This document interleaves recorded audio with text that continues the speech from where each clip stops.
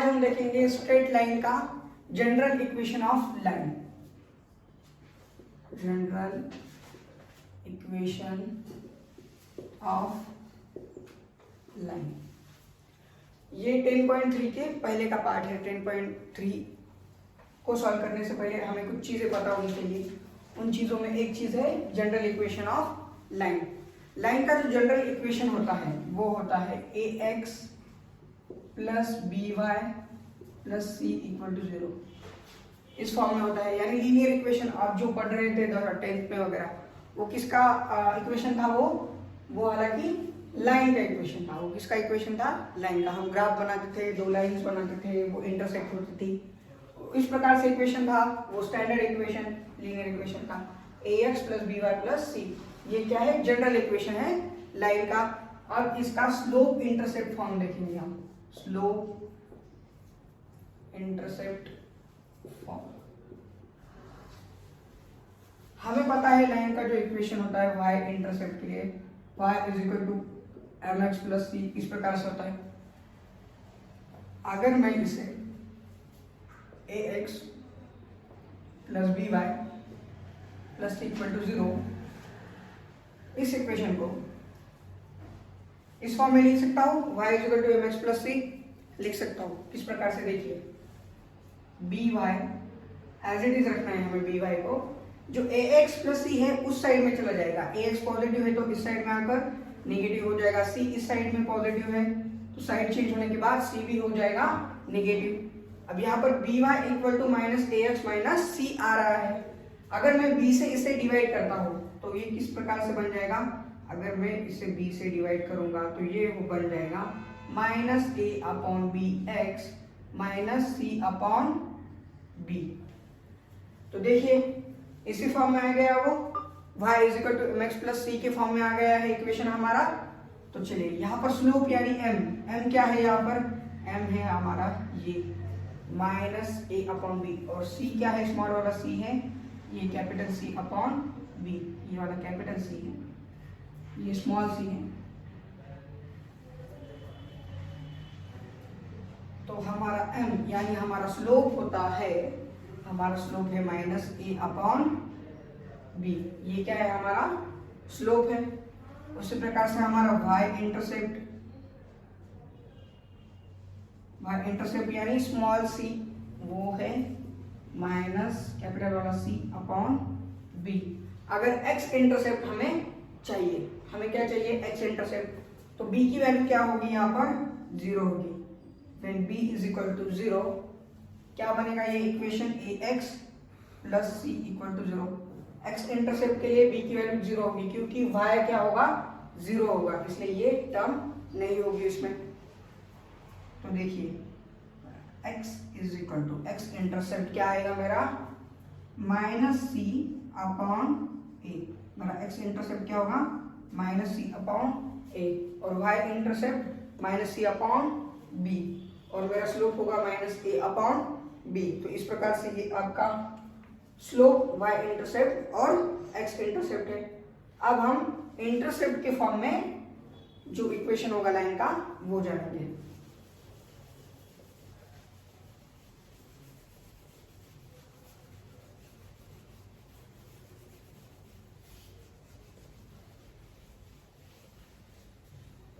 Slope intercept देखा है हमने, अब इंटरसेप्ट फॉर्म देखेंगे।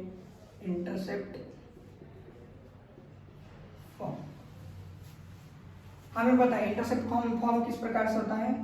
x upon a plus y upon b is equal to 1, इस प्रकार से होता है। तो इस स्टाइल में लिखेंगे हम जनरल इक्वेशन को लाइन के ax plus b y plus c है, तो उस साइड में चला जाएगा तो माइनस सी, उस साइड में जाएगा तो माइनस सी हो जाएगा। अब हमें क्या चाहिए? राइट हैंड साइड में 1 चाहिए, तो मैं क्या करूंगा? इसे माइनस सी को, मतलब इस पूरे इक्वेशन को माइनस सी से डिवाइड कर दूंगा। a x अपॉन क्या होगा? Minus c plus b y upon क्या होगा? माइनस सी। माइनस को अगर मैं माइनस सी से डिवाइड करता हूं तो यहाँ पर मुझे क्या मिलेगा? 1 मिलेगा। ठीक है, राइट हैंड साइड की तो जैसा तो आ गया। अब इस ये ए जो है वो किस में है, न्यूमरेटर में। न्यूमरेटर में है, अगर कोई चीज न्यूमरेटर में है तो मैं उसे डिनोमिनेटर के भी डिनोमिनेटर में लिख सकता हूँ। यहाँ पर इसका मतलब क्या होता है, वो चीज न्यूमरेटर में। इसका मतलब क्या होता है, ये चीज ये ए जो है न्यूमरेटर में, plus y upon minus c upon b is equal to 1। तो यानी मेरा ए, ये स्मॉल वाला ए जो है, यानी एक्स इंटरसेप्ट क्या आ रहा है, माइनस सी अपॉन ए, और बी यानी Y intercept minus c upon B. देखिए इंटरसेप्ट फॉर्म में भी लिख दिया मैंने इसे। पहले हमने क्या देखा था, स्लोप इंटरसेप्ट फॉर्म में, अब मैंने क्या देखा है, इंटरसेप्ट फॉर्म में। अब हम देखेंगे नॉर्मल फॉर्म में। अब नॉर्मल फॉर्म देखेंगे।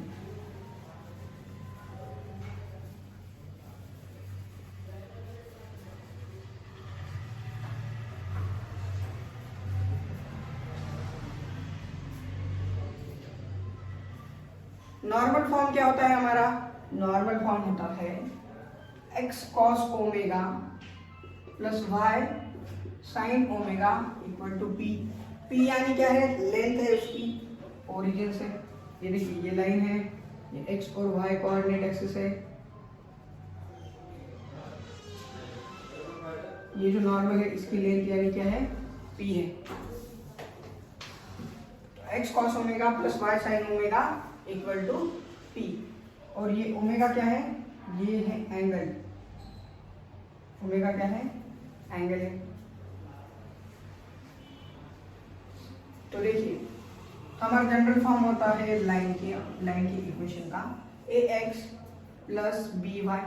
अब ये जो सी जो था इस साइड में प्लस सी था, उस साइड में चला जाएगा तो माइनस सी हो जाएगा। अब हमें क्या करना है, इसे कंपेयर करेंगे और जो करस्पॉन्डिंग टर्म है उसका रेशियो लेंगे। तो ए की जगह पे क्या है, यहाँ पर कॉस ओमेगा, बी की जगह पर क्या है, साइन ओमेगा, और माइनस सी की जगह पर क्या है, माइनस सी की जगह पर है पी। अब हम करेंगे इसका क्रॉस मल्टीप्लिकेशन। तो मुझे कॉस ओमेगा क्या मिलेगा, देखिए कॉस ओमेगा, इस इक्वेशन से मुझे कॉस ओमेगा क्या मिलेगा, अगर मैं कॉस को जो डिनोमिनेटर में था वो चला गया न्यूमरेटर में, अब जो न्यूमरेटर में था वो आ जाएगा डिनोमिनेटर में, यानी ए पी, ये जो पी था नीचे वो यहाँ पर आकर मल्टीप्लाई होगा, और ये सी मल्टीप्लिकेशन का नीचे आकर डिवाइड होगा। निगेटिव का साइन हम ऊपर लिखेंगे, minus a p upon c. Cos omega की वैल्यू आ गई है। उसी प्रकार से साइन ओमेगा की वैल्यू क्या होगी, इसे भी हम रीअरेंज करेंगे। ये नीचे था, ये चला जाएगा ऊपर, और नीचे की चीजें ऊपर, ऊपर की चीजें नीचे हो जाएगी। माइनस बीपी अपॉन सी, ये वैल्यू किसकी आ गई है, साइन ओमेगा। किसकी आ गई है, साइन ओमेगा की। अब हम करेंगे इन दोनों का स्क्वायर और उसका समेशन। हमें पता है ये formula sine square theta plus cos square theta is equal to क्या होता है, 1। तो उसी फार्मूले का यूज करेंगे हम यहाँ पर। Cos square theta plus sine square theta is equal to 1। Cos square है यहाँ पे, मतलब इसका स्क्वायर होगा, ये minus a p upon c, इसका भी होल स्क्वायर होगा, प्लस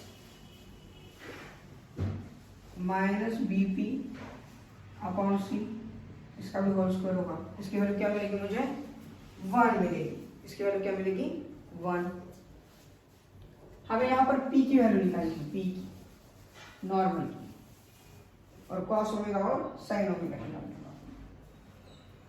तो देखिए p की वैल्यू, इसका तो स्क्वायर हो रहा है, यानी a का स्क्वायर p का स्क्वायर और a का स्क्वायर p का स्क्वायर और c का स्क्वायर हो रहा है। यहाँ पर b का स्क्वायर होगा, p का स्क्वायर होगा, और किसका, c का स्क्वायर होगा। अब c का स्क्वायर तो कॉमन है दोनों में, और p स्क्वायर भी कॉमन है। p स्क्वायर को मैं कॉमन ले लेता हूँ, यहाँ पर मुझे मिलेगा a square plus b square, और नीचे क्या होगा, c का स्क्वायर इज इक्वल टू 1। अब ये जो है चीजें उस साइड में लेके जाता हूँ तो मुझे पी स्क्वायर की वैल्यू मिलेगी सी स्क्वायर अपॉन ए स्क्वायर प्लस बी स्क्वायर। ये किसकी वैल्यू मिलेगी मुझे? पी के स्क्वायर की। अगर मुझे पी की वैल्यू निकालनी है तो उसका क्या करना पड़ेगा? मुझे स्क्वायर रूट लेना पड़ेगा। तो सी स्क्वायर का स्क्वायर रूट आएगा सी और इसका स्क्वायर रूट यानी under root a square plus b square. तो ये हो गया हमारा पी, यानी इस नॉर्मल की जो लेंथ है ओरिजिन से नॉर्मल की लेंथ, इसका फॉर्मूला हो गया है mod of c is equal to a square plus b square. कभी भी डिस्टेंस निगेटिव नहीं होता, इसलिए मैंने सी को क्या लिया? मॉड में लिया, ताकि उसकी वैल्यू हमेशा पॉजिटिव रहे। अब पी की वैल्यू हमें मिल गई तो हम साइन ओमेगा और कॉस ओमेगा निकाल सकते हैं, इसमें पुट करके वैल्यू निकाल सकते हैं। तो चलिए निकालेंगे। पहले एक लाइन में यहाँ पर क्लियर कर देता हूँ ताकि मुझे यहाँ पर जगह मिले। देखिए पी की जगह पर मैं क्या लिखूंगा? पी की जो ये वैल्यू है मॉड ऑफ सी ब्रैकेट में a square plus b square, यानी मुझे मिलेगा cos omega is equal to,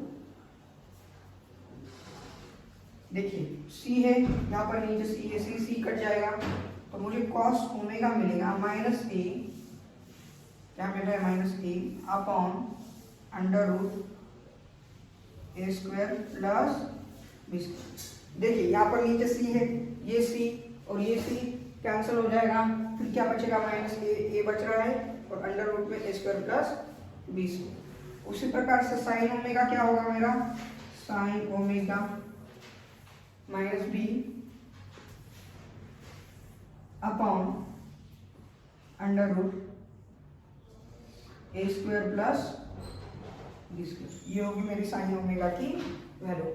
मुझे साइन ओमेगा मिल गया, कॉस ओमेगा मिल गया और पी यानी वो लेंथ भी मिल गई। तो ये हो गया हमारा नॉर्मल फॉर्म। अब हम डिस्टेंस देखेंगे, इसके बाद हम क्या देखेंगे? एक लाइन से एक पॉइंट का डिस्टेंस देखेंगे, वो किस प्रकार से निकालना है।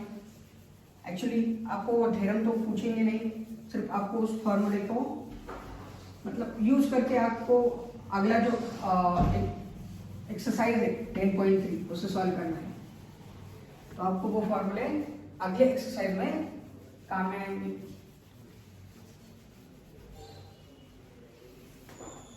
अगर सपोज मैं कोऑर्डिनेट एक्सिस निकालता हूँ, ये मेरा y और ये मेरा x एक्सिस है, और सपोज एक लाइन है, ये सपोज लाइन है और हमारा कुछ पॉइंट है इसके पास आउटसाइड दिस लाइन। तो अगर मुझे डिस्टेंस निकालना है इस पॉइंट का इस लाइन से, इस पॉइंट का इस लाइन से मुझे क्या निकालना है? डिस्टेंस निकालना है, ये t।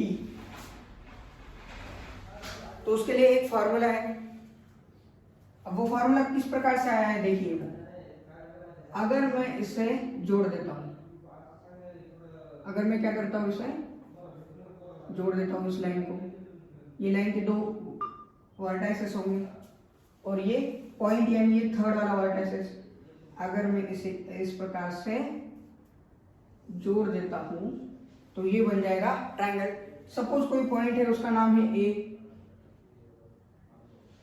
इसके कुछ कोऑर्डिनेट है x1 y1 इस पॉइंट के, ये कोई पॉइंट है b, ये कोई पॉइंट है c, इसके कुछ वर्टाइसेस हो गए, x1 y1 हो गया, ये x2 y2, ये फिर x3 y3। अब ये क्या बन गया है? एक ट्रायंगल बन गया है ABC। Distance of a point from line। हम क्या देख रहे हैं? Distance of a point from line. तो देखिए ये बन गया है हमारा A और इससे हम नाम देंगे D। तो ये AD। अगर इस ट्रायंगल की मुझे क्या निकालना है? एरिया निकालना है। Suppose area of triangle, area of triangle क्या नाम है ट्रायंगल का? ABC। ABC area of triangle ABC is equal to क्या होता है? Half into base into height. Base क्या है मेरा? BC, half into BC into height क्या है मेरी? हाइट क्या है? AD। हाइट मेरी है AD और ये बेस, बेस क्या है BC। ये डिस्टेंस क्या है, डिस्टेंस यानी है AD की वैल्यू। अगर मुझे AD की वैल्यू चाहिए तो क्या करना पड़ेगा, 2 से इसे मल्टीप्लाई करेंगे, 2 into area of triangle ABC।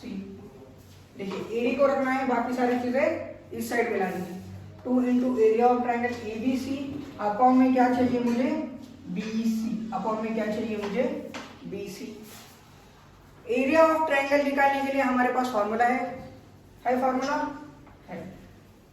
Area of triangle निकालने के लिए हमारे पास होता है formula, area of triangle ABC, triangle के एरिया का फॉर्मूला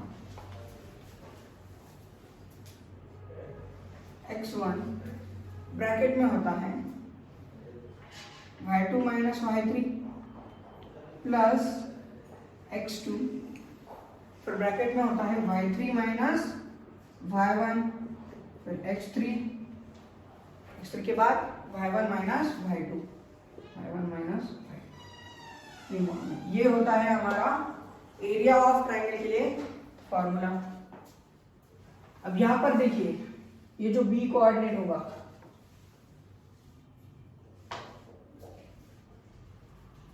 अगर मैं इसे x और y इंटरसेप्ट के फॉर्म में लेता हूं तो मेरे पॉइंट क्या होंगे, देखिए सपोज ये लेंगे, ये है मेरा x इंटरसेप्ट। अगर मेरा पॉइंट C इस जगह पे होने की बजाय अगर x इंटरसेप्ट होता है तो देखिए क्या होगा,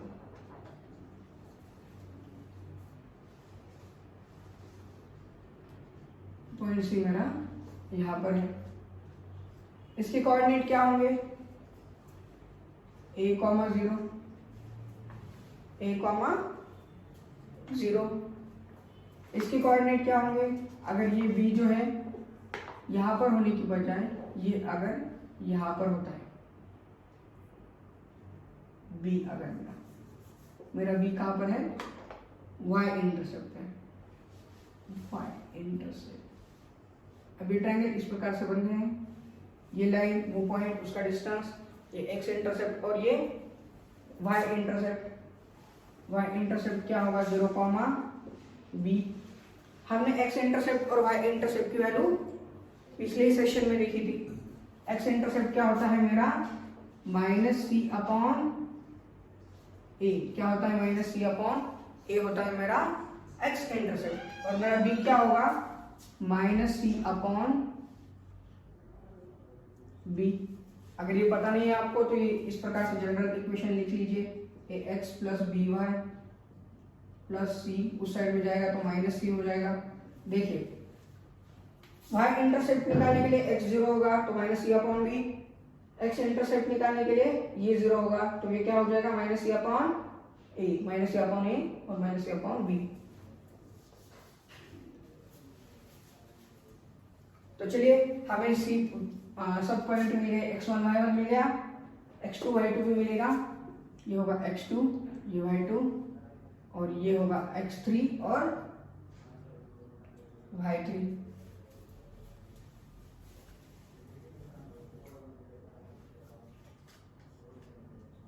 x1 y2 minus y3, y2 minus y3, y2 और ये y3, तो क्या आ रहा है y2 minus c upon b, उसमें से 0 निकाल दिया मैंने, कुछ फर्क पड़ेगा इसे, कुछ भी नहीं, प्लस x2 क्या है मेरा, x2 मेरा 0 है, ये सारी टर्म 0 हो जाएगी। x3 क्या है मेरा, x3 है मेरा -c अपॉन a, x3 है मेरा -c upon a, y1 minus y2, y1 minus y2, ये y1 माइनस y2 की वैल्यू कितनी है मेरी, y1 माइनस y2 है मेरा -c अपॉन b, माइनस क्या हो जाएगा plus c upon b mod में। तो देखिए इसकी वैल्यू क्या आएगी मेरी, x1 minus c upon b और ये क्या हो जाएगा minus y1 c upon a, देखिए माइनस c अपॉन b, ये माइनस c अपॉन a, इस माइनस को मैं यहाँ पर लिख देता हूँ इसके सामने ही, ये माइनस प्लस क्या हो जाएगा minus c square upon b, a b आ जाएगा c square upon a b. इसमें से क्या कॉमन निकाल सकता हूं मैं, c अपॉन ए बी को क्या कर सकता हूं मैं कॉमन ले सकता हूं c अपॉन ए बी, और माइनस भी कॉमन आ जाएगा, मॉड में है इसलिए माइनस का कुछ फर्क नहीं पड़ेगा। यहाँ पर जो भी माइनस होगा मॉड के बाहर आने के बाद ऑटोमेटिकली प्लस हो जाएगा। तो देखिए मुझे क्या मिलेगा, अगर ये c अपॉन b को कॉमन लेता हूं मैं तो ये मिलेगा मुझे ax1 प्लस ये क्या मिलेगा मुझे by1 और प्लस c अपॉन ab अगर मैंने कॉमन लिया है तो ये मुझे मिलेगा c। देखिए माइनस का प्लस क्यों हो गया है, क्योंकि ये मॉड में है और मॉड में जो भी नेगेटिव होगा वो बाहर आने के बाद पॉजिटिव हो जाएगा, इसलिए मैंने इसे पॉजिटिव ही लिखा, उससे माइनस प्लस का फर्क नहीं होगा क्योंकि वो डायरेक्टली बाहर आने के बाद पॉजिटिव हो जाएगा। अब ये 2 इंटू एरिया ऑफ है, 2 इंटू एरिया, यहाँ पर फॉर्मूले में हाफ होता है इसलिए ये 2 into area of triangle ABC की वैल्यू मुझे यहाँ ये मिलेगी, 2 into area of triangle ABC की वैल्यू मुझे क्या मिलेगी इस प्रकार से मिलेगी। अब बीसी निकालना है मुझे, बीसी यानी क्या है, हम डिस्टेंस फार्मूले से निकाल सकते हैं बीसी की लेंथ, बीसी के लेंथ डिस्टेंस फार्मूले का यहाँ पर यूज कर सकते हैं हम।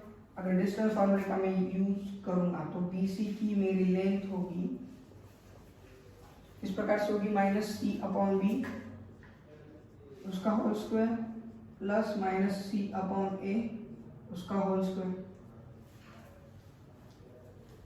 तो ये होगा सी square plus b square c square plus सी स्क्वायर अपॉन ए स्क्वायर, ये सारी चीजें किसमें है अंडर रूट में, ये हो गया मेरा बीसी।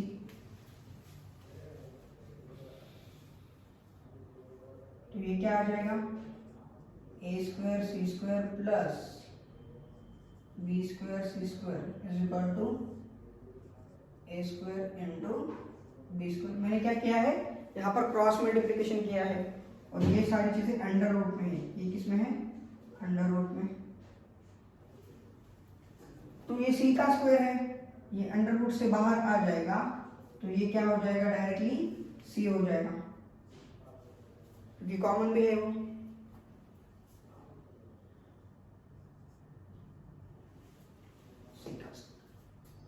और ये भी चीजें क्या आ जाएगी बाहर आ जाएगी, दोनों भी स्क्वायर है यानी स्क्वायर रूट के बाहर में अगर इसे लूंगा तो ये क्या हो जाएगा ए बी हो जाएगा, स्क्वायर है तो स्क्वायर रूट के बाहर लेने के बाद ए बी हो जाएगा। अभी नीचे कुछ नहीं बचा तो डिवीजन वाली लाइन लिखने की जरूरत नहीं है, तो ये मेरा बीसी की वैल्यू हो जाएगी मेरी मॉड में c upon a b under root में a square plus b square.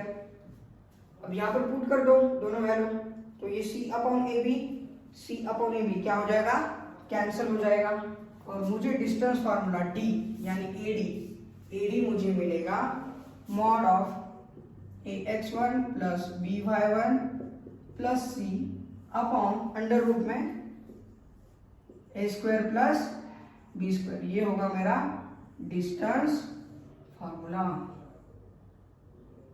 इसे याद रखिए, अगर किसी भी पॉइंट का डिस्टेंस निकालना है आपको एक लाइन के पास से तो इस फॉर्मूले का हम यूज कर सकते हैं। अगर दो पैरेलल लाइन है, अगर एक पॉइंट की बजाय अगर दो पैरेलल लाइन है तो क्या होगा देखिए, पहले तो इन सारी चीजों को आप नोट डाउन कर लीजिए, इसका एक स्क्रीनशॉट निकाल लीजिए। अगर पॉइंट की जगह पर क्या होता है, यहाँ पर दो पैरेलल लाइन है तो उसका डिस्टेंस किस प्रकार से निकालेंगे। सपोज ये एक लाइन है, ये एक लाइन है और इसमें है डिस्टेंस डी,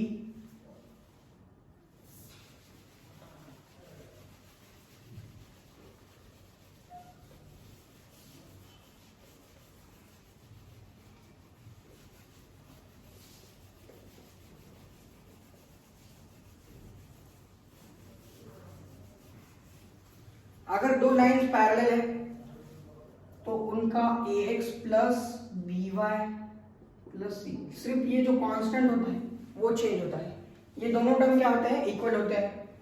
दूसरी लाइन भी ax plus by plus c2, सिर्फ कांस्टेंट क्या होगा, चेंज होगा। अगर दो लाइन पैरेलल है तो सिर्फ कांस्टेंट चेंज होगा, x और b के जो कोएफिशिएंट है वो सेम रहेंगे।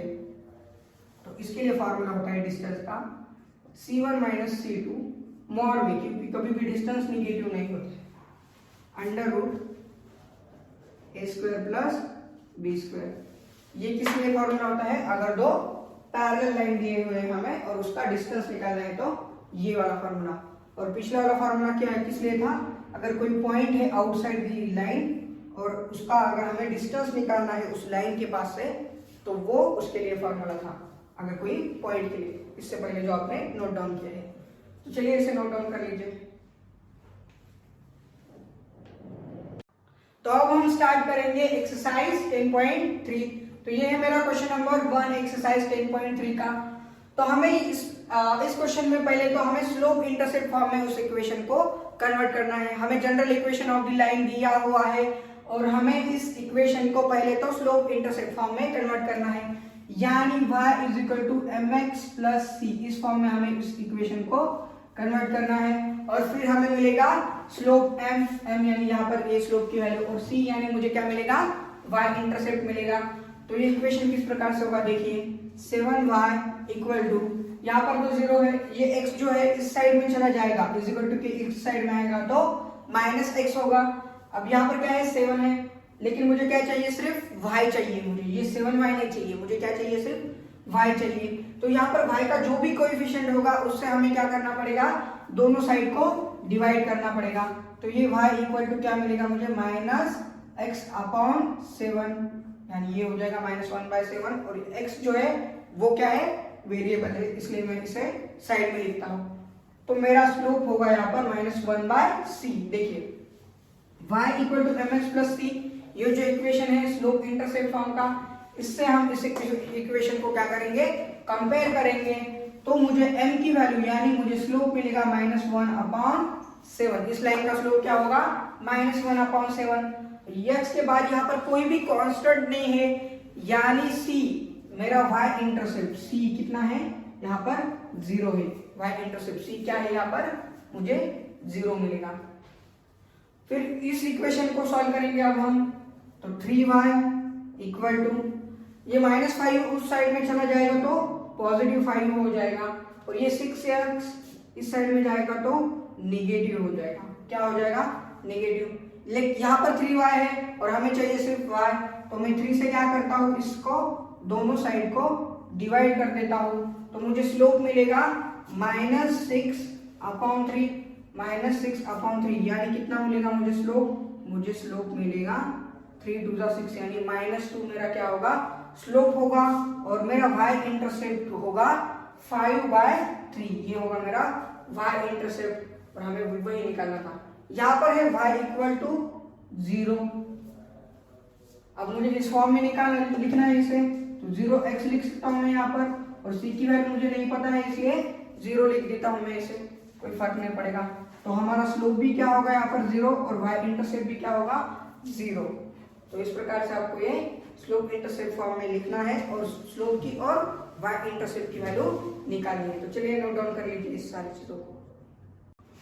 तो देखिए क्वेश्चन नंबर 2 क्या है हमारा, क्वेश्चन नंबर 2 में हमें बताया गया है यहाँ पर इंटरसेप्ट फॉर्म में कन्वर्ट करना है। जो भी जनरल इक्वेशन दिया हुआ है उसे इंटरसेप्ट फॉर्म में कन्वर्ट करना है, और हमें इंटरसेप्ट के वैल्यूज भी निकालनी है।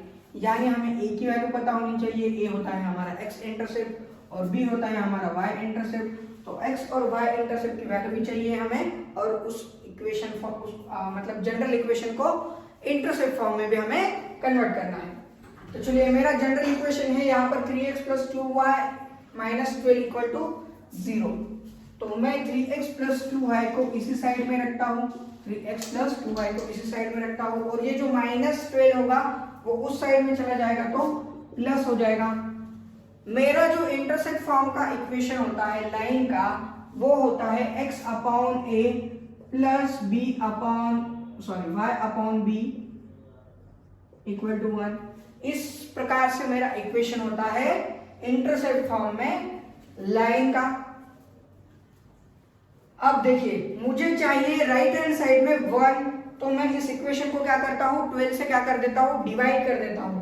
तो ये हो जाएगा x अपॉन, अगर मैं 12 से डिवाइड करता हूं तो 3 4 जा 12,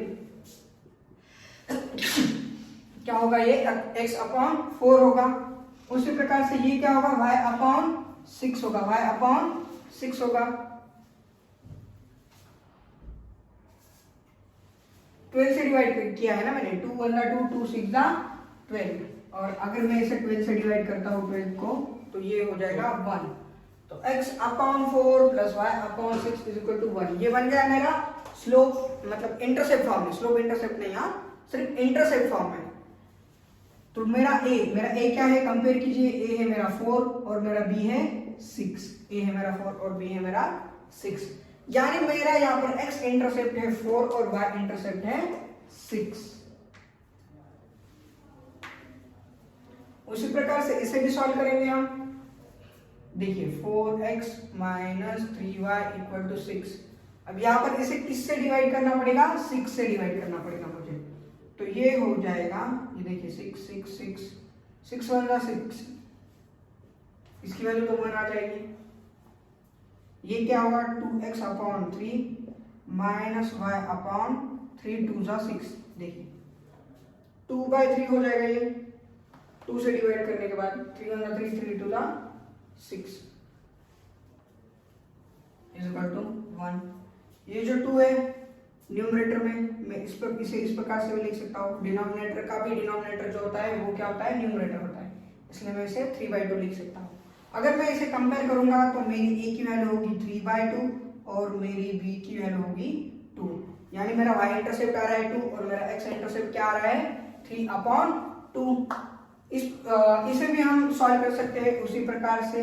ये होगा मेरा 3y इक्वल टू, जो पॉजिटिव 2 होगा उस साइड में चला जाने के बाद -2 होगा, और अगर मैं इसे -2 से डिवाइड कर देता हूँ, अगर मैं इसे क्या करता हूँ -2 से डिवाइड कर देता हूँ, तो ये होगा 3/-2 y इक्वल टू, -2 को -2 से डिवाइड करने के बाद क्या मिलेगा मुझे, 1 मिलेगा। मुझे क्या मिलेगा, 1 मिलेगा।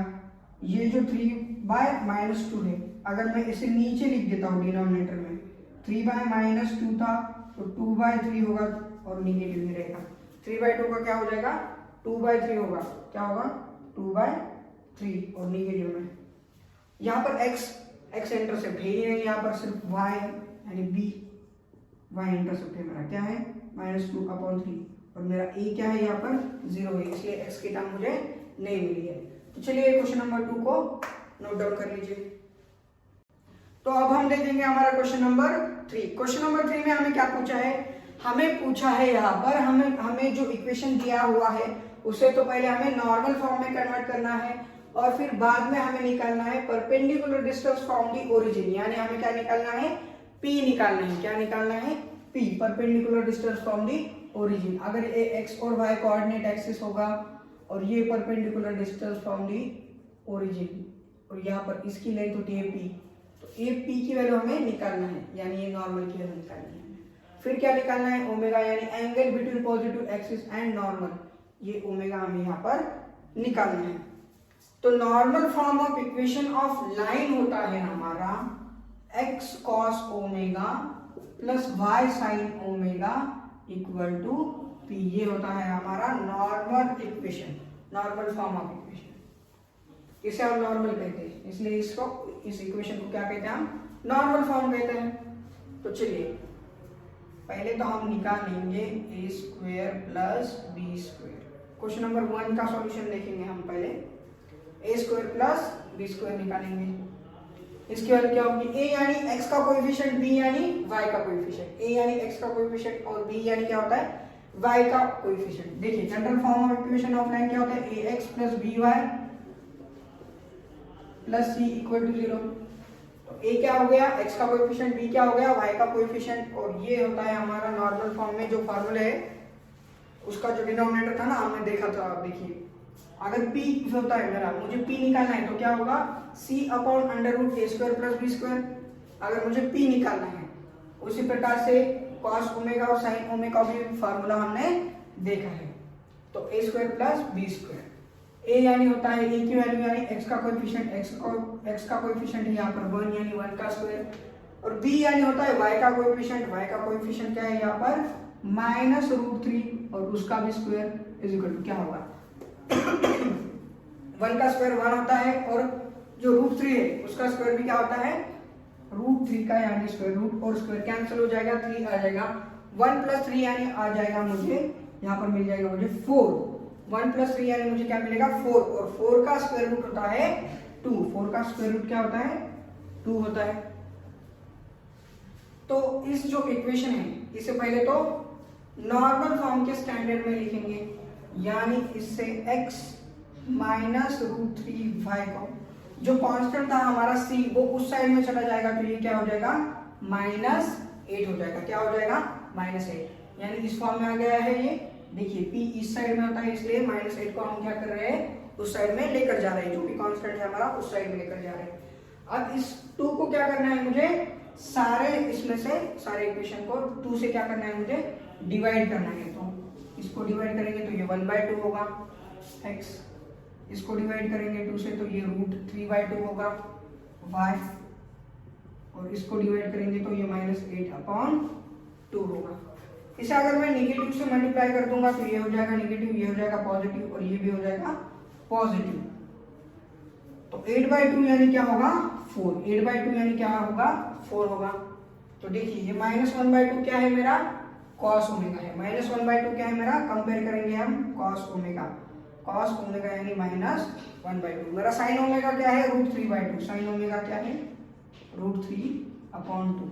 मैं क्या कर रहा हूँ इसे नॉर्मल फॉर्म के स्टैंडर्ड में कन्वर्ट करके कंपेयर कर रहा हूँ। देखिए 4 यानी क्या है मेरा p यानी है 4, तो p की वैल्यू तो मुझे मिल गई, मुझे क्या चाहिए आप सिर्फ ओमेगा चाहिए, ओमेगा यानी ये angle of normal with positive x axis चाहिए मुझे। ये नेगेटिव है, कॉस नेगेटिव कौन से क्वाड्रेंट में होता है, कॉस नेगेटिव होता है सेकंड क्वाड्रेंट में, किसमें सेकंड क्वाड्रेंट में, यानी ये जो ओमेगा है वो होगा सेकंड क्वाड्रेंट में।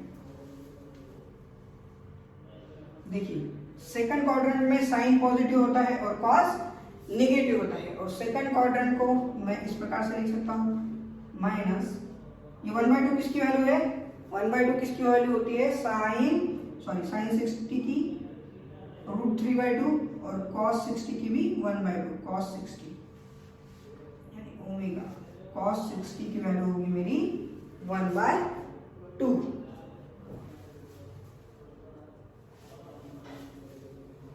और sin 60 की वैल्यू होती है √3/2 sin 60।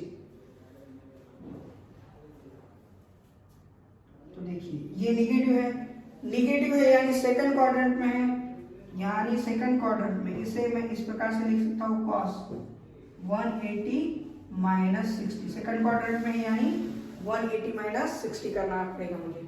देखिए ये होता है हमारा कोऑर्डिनेट एक्सिस, यहाँ पर 0 होगा, यहाँ पर 90 होगा, यहाँ पर 180 होगा, सेकंड क्वाड्रेंट में है यानी 180 से उसको सब्ट्रैक्ट करना पड़ेगा, तो 180 - 60 यानी होगा cos 120, cos omega is equal to cos 120।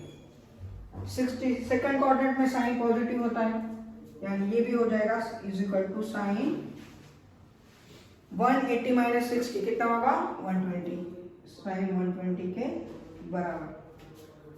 तो इसे अगर मैं कंपेयर करता हूं तो मुझे ओमेगा की वैल्यू क्या मिलेगी, ओमेगा मेरा होगा 120 डिग्री, क्या होगा ओमेगा मेरा 120 degree.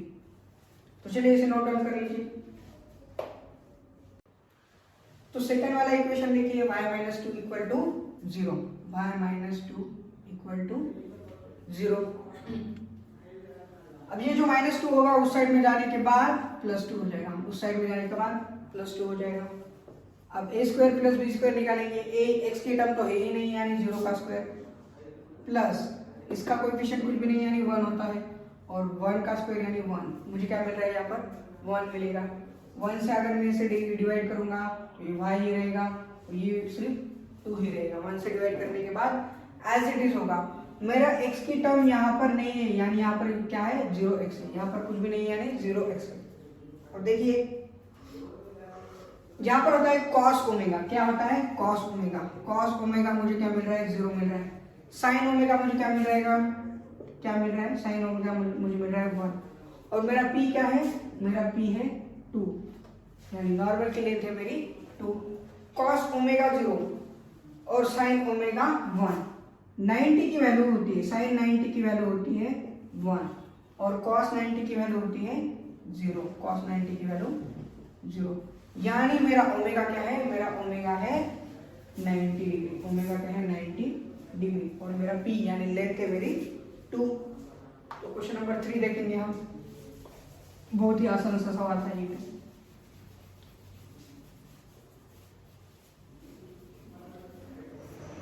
x minus y equal to 4, x minus y equal to 4। Under root में a का स्क्वायर और b का स्क्वायर लेना है। a का स्क्वायर यानी 1 का स्क्वायर, b का स्क्वायर यानी -1 का स्क्वायर भी होता है 1 ही। तो ये हो जाएगा अंडर रूट 2 हो जाएगा। क्या हो जाएगा अंडर रूट 2 -1 का स्क्वायर। चलिए लिख लेंगे -1 का अंडर रूट 2 से अब क्या करना पड़ेगा, मुझे डिवाइड करना पड़ेगा। 1/√2x minus 1/√2 y equal to, अगर मैं इसे √2 से डिवाइड करता हूँ तो ये बन जाएगा 2 × √2। ये किस प्रकार से आया आप कहोगे, 4 को मैं लिख सकता हूँ 2 × 2 यानी 4 और नीचे क्या है √2 से इसे डिवाइड करूंगा तो ये हो जाएगा √2, यानी क्या आ गया मेरा 2√2 क्या आ गया है 2। अब देखिए cos क्या है पॉजिटिव है और sin क्या है नेगेटिव। cos पॉजिटिव है, sin नेगेटिव है। ऐसा कौन सा क्वाड्रेंट है जहां पर cos पॉजिटिव होता है और sin नेगेटिव होता है, ऐसा क्वाड्रेंट होता है क्वाड्रेंट 4। कौन सा होता है क्वाड्रेंट 4, और क्वाड्रेंट 4 तो यहाँ पर क्या होगा एंगल 2π। तो 2π माइनस थीटा लेना पड़ेगा मुझे। 4th क्वाड्रेंट के लिए क्या लेना पड़ेगा मुझे 2π माइनस थीटा, तब वो आएगा 4th क्वाड्रेंट में। थीटा क्या होगा मेरा यहाँ पर cos ओमेगा है मेरा यहाँ पर 1/√2 और 1/√2 किसकी वैल्यू होती है 45 की। किसकी होती है वैल्यू 45 डिग्री की। किसकी होती है 45 डिग्री की वैल्यू। और साइन ओमेगा मेरा होगा माइनस नेगेटिव, इसलिए negative sine 45 minus sine 45 minus 1/√2 और ये 45। पी की वैल्यू क्या है मेरी 2 × √2। अब ये कौन से क्वाड्रेंट में है cos पॉजिटिव साइन नेगेटिव यानी 4 क्वाड्रेंट में है और 4 क्वाड्रेंट यानी cos 360 डिग्री 2π यानी 360 माइनस 45 360 माइनस 45 और यहाँ पर भी 360 माइनस 45 साइन 360 माइनस 45। अगर 360 में से 45 चले गए तो कितना बचेगा cos 315, कितना बचेगा 315। यहाँ पर क्या होगा साइन 315, क्या होगा साइन 315। अगर मैं इसे कंपेयर करता हूँ तो मेरा एंगल ओमेगा मुझे क्या मिल रहा है यहाँ पर 315, मुझे एंगल मिल रहा है 315 डिग्री। तो चलिए हमें यही निकालना था, तो इसे नोट डाउन कर लीजिए। तो देखिए क्वेश्चन नंबर 4 में हमें क्या पूछा है, क्वेश्चन नंबर 4 में हमें निकालना है डिस्टेंस। क्या निकालना है डिस्टेंस निकालना है। अगर ये मेरा कोऑर्डिनेट एक्सिस होगा, ये मेरी लाइन होगी, ये मेरा पॉइंट होगा, तो मुझे क्या निकालना है ये पॉइंट और लाइन के बीच में का डिस्टेंस निकालना है, डी निकालना है। ये होगा मेरा पॉइंट -1 कॉमा क्या है यहाँ पर 1। यहाँ पर फर्स्ट क्वाड्रेंट में तो -1 कॉमा 1 नहीं आएगा, तो ये कौन सी क्वाड्रेंट में होगी ये लाइन होगी x माइनस ए यानी सेकंड क्वाड्रेंट में होगी लाइन। यहाँ पर होगी लाइन, यहाँ पर होगा पॉइंट सपोज कर लीजिए। ओके मैं निकाल लेता हूँ आपको। पॉइंट है -1 कॉमा 1 यानी ये है सेकंड क्वाड्रेंट में पॉइंट, ये मेरा सेकंड क्वाड्रेंट, ये हो गई है सॉरी ये मेरा पॉइंट है। अब लाइन भी यहाँ पर ये होगी और ये मेरा कोऑर्डिनेट एक्सिस, ये -1 कॉमा 1 यहाँ पर सपोज ये पॉइंट है। -1, 1। तो ये लाइन और उसका डिस्टेंस निकालना है, ये वाला डी, इस पॉइंट का और इस लाइन का। तो चलिए पहले तो लाइन को हम स्टैंडर्ड फॉर्म में कन्वर्ट करेंगे, जनरल फॉर्म में ax + by + c = 0 के फॉर्म में। फिर हमें डिस्टेंस के लिए फार्मूला पता है, फिर क्या होगा 12x + 12 × 6 कितना होगा, 12 6 72, 12 5 60 और ये 12 कितना होगा 72। फिर 5 से मल्टीप्लाई करूंगा तो ये होगा 5y - 10, 5 × -2 कितना होगा -10 होगा। तो ये 12x है, ये जो 5y है इस साइड में आने के बाद निगेटिव हो जाएगा, और ये जो -10 है इस साइड में आने के बाद ये पॉजिटिव हो जाएगा। तो ये 72 + 10 यानी 82 हो जाएगा। 72 प्लस -10, 5y - 10 हो रहा है ये, और ये 12x + 60 और ये 12 60 70 72, सही है, सही। तो ये बन गई हमारी लाइन का जनरल फॉर्म। अब मुझे क्या निकालना है, अब मुझे यूज करना है फॉर्मूला, डिस्टेंस निकालने के मुझे यूज करना है फॉर्मूला। और मेरा फॉर्मूला होता है, यानी हमें जो दिया हुआ है वो फॉर्मूला, मेरा नहीं है, ax1 + by1 + c मॉड में और अंडर रूट में a² + b²। a की वैल्यू क्या है यहाँ पर, a की वैल्यू है यहाँ पर 12। x1 कितना है मेरा, x1 और ये y1, x1 कितना है -1, x1 कितना है -1। b की वैल्यू क्या दी हुई है, b की वैल्यू दी हुई है यहाँ पर -5, b की वैल्यू क्या मुझे मिली है -5, और y1 है मेरा 1 प्लस c क्या है यहाँ पर, c है यहाँ पर 82, c है यहाँ पर 82, और ये सारी चीजें किसमें है, मॉड में है, ये सारी चीजें किसमें है, मॉड में। अंडर रूट a² यानी किसका स्क्वायर होगा, 12 का स्क्वायर, 12 का स्क्वायर होता है 144, a² यानी 12 का स्क्वायर, b² यानी 5 का स्क्वायर, 5 का स्क्वायर होता है 25। ये है d यानी हमारा डिस्टेंस।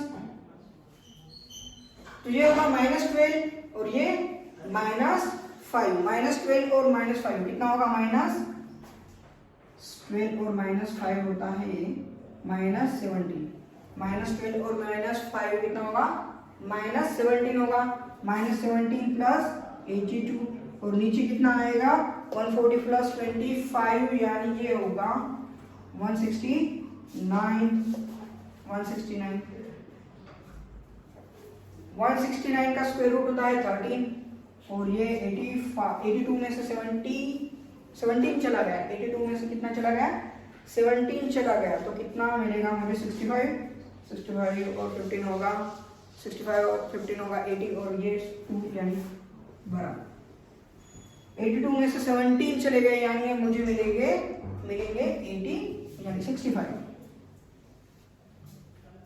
और ये स्क्वायर रूट होता है इसका 169 का स्क्वायर रूट होता है 13, 13 1 13, 13 5 65, 13 5 65, देखिए 65 आ रहा है। तो चलिए 5 सेंटीमीटर जो भी होगा वो क्या होगा, 5 यूनिट उसका डिस्टेंस होगा, किसका, उस पॉइंट का, उस लाइन के पास से। तो चलिए इसे नोट डाउन कर लीजिए। तो अब हम देखेंगे क्वेश्चन नंबर 5। क्वेश्चन नंबर 5 में हमें डिस्टेंस दिया हुआ है और एक्स एक्सिस पे कोई कोऑर्डिनेट पॉइंट है। एक्स एक्सिस पे इसलिए यहाँ पर h लिखा है मैंने, एक्स कोऑर्डिनेट क्या लिखा है h, एक्स एक्सिस के ऊपर है इसलिए y कोऑर्डिनेट क्या होगा 0, और लाइन के लिए हमें इस प्रकार से ये इंटरसेप्ट फॉर्म दिया हुआ है। तो हमें क्या निकालना है, इस एक्स एक्सिस के ऊपर जो कोऑर्डिनेट है उसका मतलब कोऑर्डिनेट निकालने हैं, एक्स कोऑर्डिनेट, उसका एक्स कोऑर्डिनेट निकालना है पॉइंट का। डिस्टेंस दिया हुआ है 4 और लाइन का इक्वेशन इससे हम फॉर्म कर सकते हैं। तो पहले तो लाइन का इक्वेशन बनाएंगे हम, तो क्या बनेगा 4x + 3y = 3 4 12, उधर चला जाएगा, 3 से डिवाइड कर देंगे इसको, नहीं कोई जरूरत नहीं है। तो 4x + 3y = क्या हो रहा है 12, इस साइड में आने के बाद -10 इक्वल टू इस साइड में आ जाएगा तो -12 हो जाएगा। तो लाइन का इक्वेशन बन गया है पॉइंट भी बन गया है, ये होगा हमारा x1, y1 क्या है हमारा 0 और distance d is equal to 4। According to the distance formula d is equal to mod ax1 plus by1 plus c upon under root a square plus b square, under root a square plus b square. A यानी कितना है मेरा, a कितना है यहाँ पर, मेरा a होता है यहाँ पर 4, क्या है 4, a है मेरा 4, x1 है मेरा h, तो ये होगा 4h प्लस b, y1 क्या है मेरा 0 है तो ये टर्म गायब हो जाएगी। मेरा c कितना है, c है मेरा 12 माइनस 12, c क्या है मेरा माइनस 12, b मेरा है 3, a मेरा कितना है 4, मेरा a है 4 यानी ये 4 का स्क्वायर और मेरा b है 3 यानी ये होगा 3 का स्क्वायर। डिस्टेंस कितना है मेरा, डिस्टेंस यहाँ पर मुझे दिया हुआ है 4, डिस्टेंस 4 दिया हुआ है, a 4 b 3।